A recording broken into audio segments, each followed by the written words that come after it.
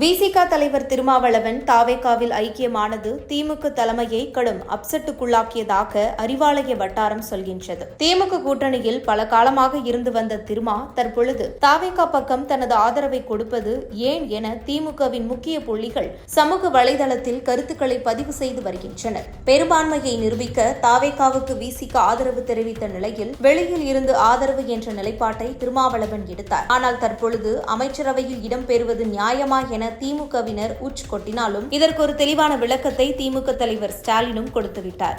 MP ராசா சர்ச்சைக்குரிய பதிவை போட்டுவிட்டு பின்பு அதை டெலீட் செய்துள்ளார். தமிழக அரசியல் வரலாற்றில் இதுவரை நிகழாத ஒன்றுதான் தற்பொழுது நடைபெறுகின்றது. ஆட்சியில் பங்கு அதிகாரத்திலும் பங்கு என்ற கோட்பாட்டை கையில் எடுத்து அந்த கொள்கையின் வெற்றியும் விஜய் கொடுத்துள்ளார் என மற்ற கட்சிகள் சொல்லி வரும் வேளையில் திமுகவின் மூத்த தலைவரான ராசா இப்படி பேசுவது அரசியல் நாகரிகமாக இருக்காது என எதிர்கருத்துகள் கிளம்பி வருகின்றது.